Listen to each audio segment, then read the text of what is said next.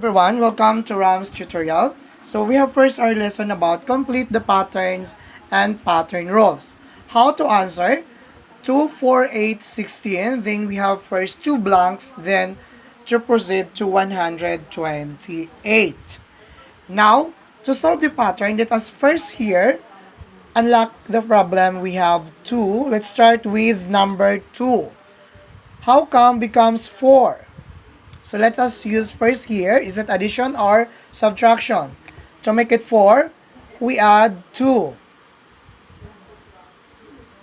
Therefore, 2 plus 2, the answer is 4. How becomes 8? We are going to add 4. 4 plus 4, the answer is 8. How becomes 16? We're going to add 8. 8 plus 8, the answer is 16. Okay?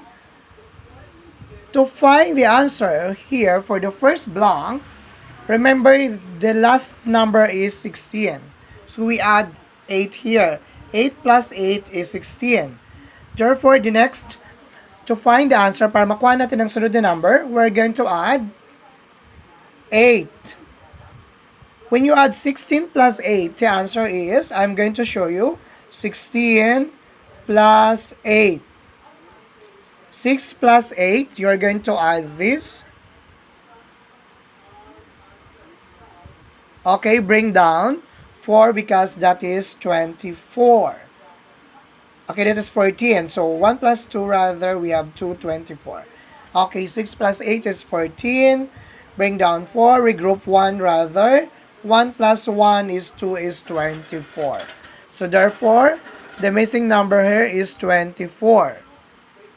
To proceed to the next number here, what is the next number?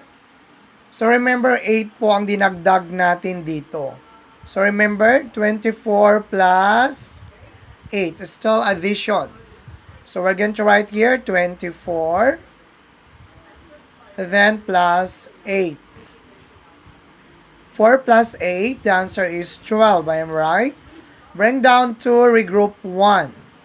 1 plus 2, the answer is 3. Therefore, the missing number here is 32. Why is it the number here is 128? Remember, we start by 2, then we add 2 here. The answer is 2 plus 2 is 4, right? Okay. To come up to 128, what factor are we going to multiply through 32 to make it 128? Okay? So, I'm going to show you class 32 times 4. 2 times 4, the answer is 8. I'm right. 3 times 4, the answer is 12.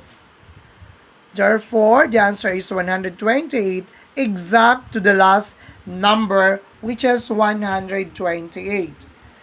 Therefore, to complete the patterns and the pattern rules, let us consider that there is some what we called ways to answer using addition and multiplication in solving 2, 4, 8, and 16 to come up with 24 and 32, and then to come up to 128.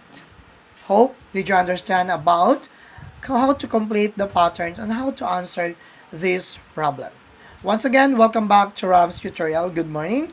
And if you have any questions, please jot down to our comment suggestion box. Bye-bye. Thank you for watching.